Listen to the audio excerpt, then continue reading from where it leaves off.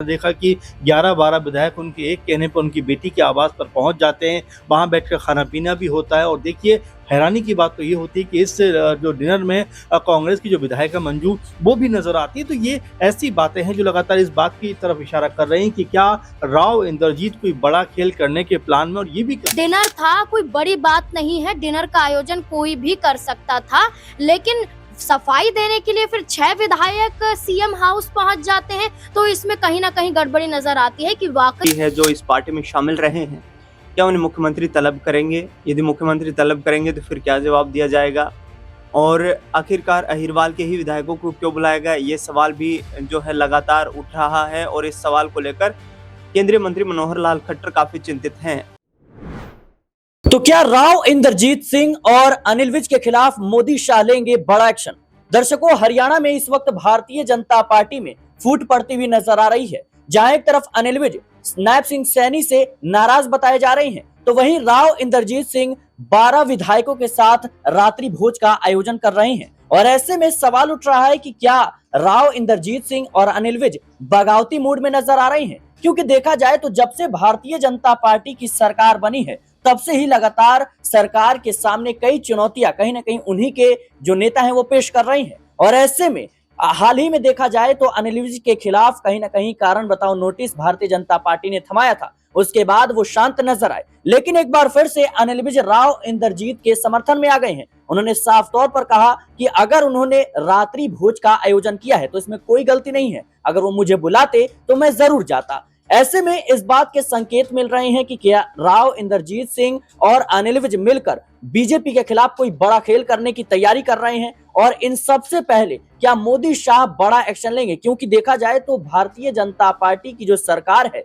उस पर खतरा मंडरा रहा है, क्योंकि कुछ विधायक हैं वो राव इंद्रजीत के समर्थन में हैं। और खास तौर पर देखा जाए तो मुख्यमंत्री चेहरे को लेकर लगातार बीजेपी में विवाद बढ़ता ही जा रहा है। मेरे साथ अमन सर मौजूद हैं। सर, कैसे देख रहे हैं आप हरियाणा में जिस तरीके से बीजेपी के नाजुक हालात बने हुए हैं? बीजेपी क्या लगता है कोई बड़ा एक्शन ले सकती है इन नेताओं को कहीं ना कहीं चुप करने के लिए? देखिए सिराज, हरियाणा में बीजेपी को भी पता है कि 10 से 11 विधायक अगर यहाँ से वहाँ चले जाते हैं तो सरकार भरभरा कर गिर जाएगी। और ये 10 से 11 जो विधायक हैं ये पूरी तरीके से राव इंद्रजीत के कंट्रोल में है, इसीलिए बीजेपी चाहकर भी कोई बड़ा एक्शन नहीं कर पा रही। आप देखिए कि आलाकमान की तरफ से अभी तक कोई भी बड़ा इसको लेकर बयानबाजी नहीं की गई। यानी कि राव इंद्रजीत की जिस तरह से अब तक पार्टी के ऊपर दबदबा दिखाई पड़ रहा था वो भी कायम है। जिस तरह से आपने देखा कि 11-12 विधायक उनके एक कहने पर उनकी बेटी के आवास पर पहुंच जाते हैं, वहां बैठकर खाना पीना भी होता है। और देखिए, हैरानी की बात तो ये होती है कि इस जो डिनर में कांग्रेस की जो विधायक है मंजू,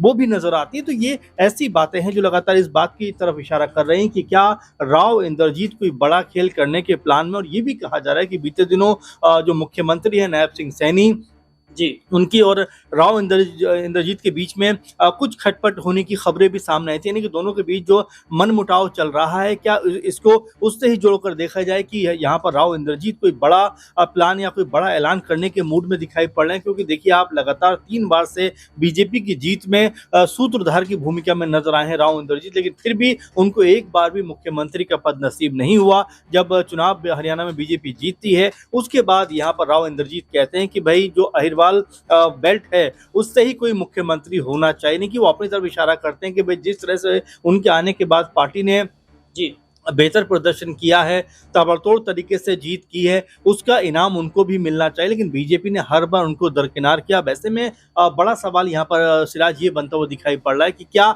यहाँ से कोई बड़ी भूमिका अब बनती हुई या तय करती हुई नजर आने वाली है राव इंद्रजीत की। क्योंकि अगर राव इंद्रजीत अड़ जाते हैं या किसी बात को लेकर यहाँ पर ये मान लेते हैं कि भाई अगर मैं चाहूँ तो 10 से 12 विधायक जब चाहे बीजेपी छोड़कर मेरे साथ आ सकते हैं। यानी कि उन्होंने एक तरीके से शक्ति प्रदर्शन भी शुरू किया। और साथ में जिस तरह से कांग्रेस विधायक उनके साथ में महिला जो मौजूद हैं वो भी इशारा कर रही हैं कि जी अगर कांग्रेस की तरफ आते हैं तो उनको बड़ा पद या बड़ा ओहदा मिल सकता है। देखिए सत्ता की चीजें हैं। अब देखिए बीजेपी की अगर बात करें तो बीजेपी ने हमेशा सत्ता में आने के लिए किस तरह के जोड़ तोड़ किए। आप देखिए महाराष्ट्र से लेकर मध्य प्रदेश और तमाम राज्यों में बीजेपी ने जिस तरह से कांग्रेस पार्टी के नेताओं को तोड़कर अपनी तरफ मिलाया है या और बाकी दलों को तोड़ा है, उससे कहीं ना कहीं अब बीजेपी के ऊपर भी पलटवार होता हुआ हो सकता है कि नजर आ जाए, क्योंकि राव इंद्रजीत और साथ में अनिल विज जिस तरह से एक कह सकते हैं एक तरफ आकर खड़े हो गए, उससे बीजेपी के लिए मुश्किल जो है जरूर पेश आएगी, क्योंकि यहाँ पर राव जो नायब सिंह सैनी है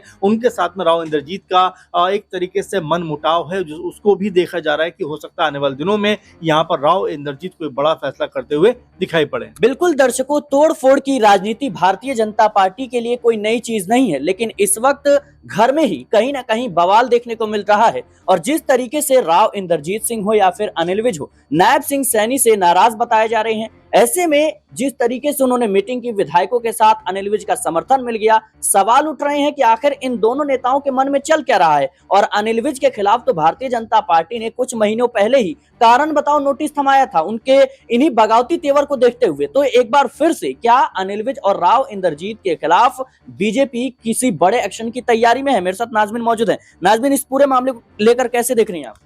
देखिए राव इंद्रजीत के जो समर्थक विधायक थे वो 11 विधायक और इसमें कांग्रेस की एक विधायक का शामिल होना, कुल मिलाकर 12 विधायकों का चंडीगढ़ में आरती राव के आवास पर डिनर के दौरान पहुंचना और उसके फौरन बाद जब उन पर सवाल उठने लगे कि क्या राव इंद्रजीत सिंह अपने समर्थक विधायकों के साथ कुछ बड़ा करने वाले हैं, क्या साजिश रची जा रही है, क्या कोई रणनीति बनाई जा रही है, क्या राव इंद्रजीत सिंह एक बार फिर से मुख्यमंत्री से नाराज हैं, जैसे वो खुद एक पॉडकास्ट में कहते हैं कि मेरी कभी किसी मुख्यमंत्री से बनी ही नहीं है, मेरी हमेशा से मुख्यमंत्री से बिगड़ती है, चाहे इस कुर्सी पर कोई भी बैठ जाए, चाहे मनोहर लाल खट्टर ही क्यों ना हो या इससे पहले सरकार में क्यों मुख्यमंत्री ना बने हो। और ऐसे में ये कहा गया कि नायब सिंह सैनी से इतनी नहीं बिगड़ी है राव इंद्रजीत सिंह की, बेशक उनकी चाहत थी कि सीएम कुर्सी तक पहुंच जाए, लेकिन क्या यही चाहत अब राव इंद्रजीत सिंह को मजबूर कर रही है कि आप नाराज हो जाएं।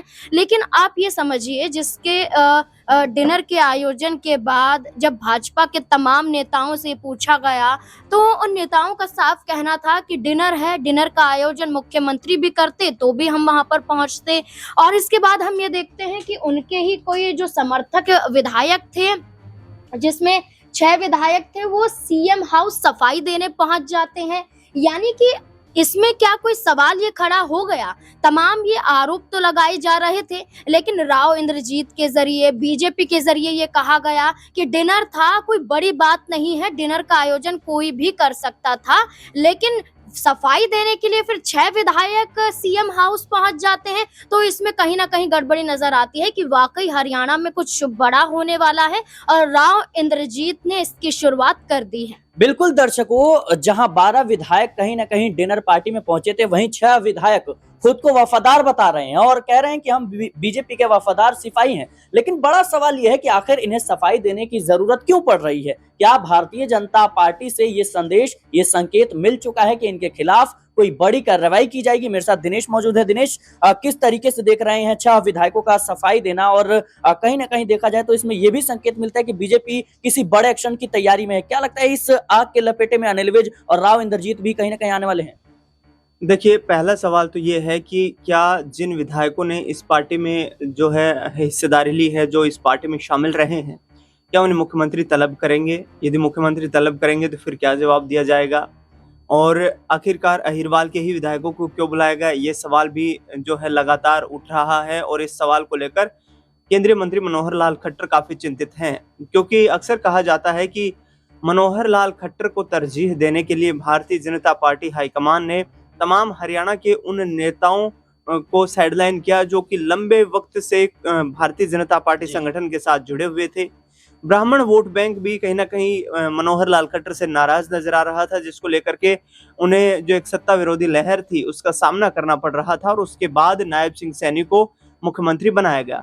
जब नायब सिंह सैनी को मुख्यमंत्री बनाया गया तो अनिल विज ने अपने तेवर उसी वक्त दिखा दिए थे जब वो शपथ ग्रहण समारोह के दौरान राजभवन से निकलकर बाहर आए और अंबाला कैंट पहुंच गए, अपने आवास पर पहुंचे और वहां पर कहा कि मैं मुख्यमंत्री कुर्सी का दावेदार था, लेकिन इस तरीके के फैसले निराश कर देने वाले हैं। और उसके बाद उन्होंने सीधे तौर पर करीब 3-4 महीने तक नायब सिंह सैनी के साथ कोई मुलाकात नहीं की। तो अनिल विज का तो हमेशा से ही ये एक मत रहा है कि वो मुख्यमंत्री की कुर्सी की चाहत में रहे हैं, लेकिन 2014 में जब राव इंद्रजीत सिंह गुड़गांव से चौथी बार लोकसभा के सांसद बने, तो उन्होंने सीधे तौर पर इस उम्मीद को लेकर के भारतीय जनता पार्टी को ज्वाइन किया था कि जो उनके सियासी कद है और जो उनकी सियासी मजबूती है उसका यहाँ पर प्रतिफल उन्हें मिलेगा, बीजेपी से मिलेगा, कांग्रेस यदि उन्हें मुख्यमंत्री नहीं बना पाई तो। और इसी उम्मीद के साथ उन्होंने बीजेपी का दामन थामा था।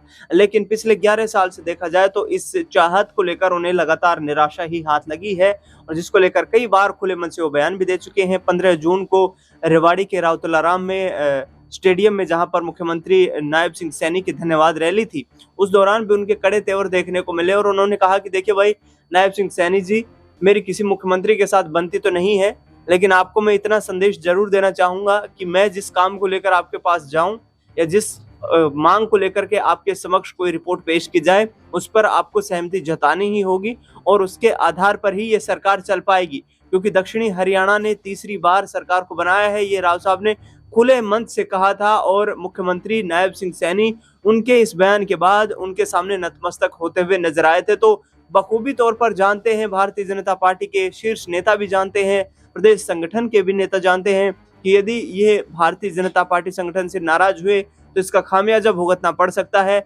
अनिल विज जाहिर तौर पर उनका समर्थन कर रहे हैं, ऐसे में नायब सिंह सैनी की आंखों में तो वो खटकने वाले हैं। देखना दिलचस्प होगा कि हाईकमान के आदेश के अनुसार क्या मुख्यमंत्री उन विधायकों को तलब करते हैं या फिर इस मुलाकात को, इस शिष्टाचार भेंट को, इस डिनर को ठंडे बस्ते में डाल दिया जाता है। बिल्कुल दर्शकों, सवाल कई उठ रहे हैं और खास तौर पर जिस तरीके से राव इंद्रजीत का समर्थन अनिल विज ने किया है, ऐसे में ये आला कमान को संदेश है कि कहीं ना कहीं अगर ज्यादा चीजें गड़बड़ होती हैं तो फिर सरकार पर भी इसका प्रभाव पड़ सकता है। और ये कोई जो लड़ाई है ये नई नहीं है।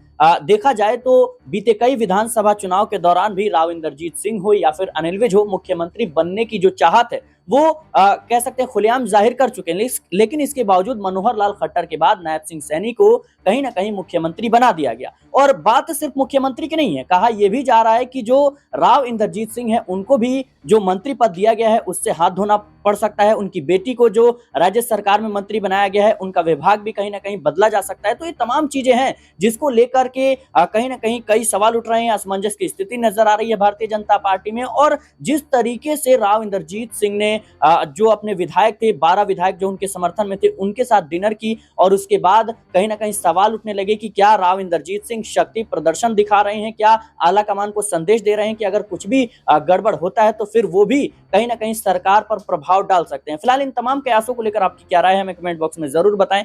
देश और दुनिया की तमाम खबरों के लिए बने रहें नेक्स्ट 9 न्यूज।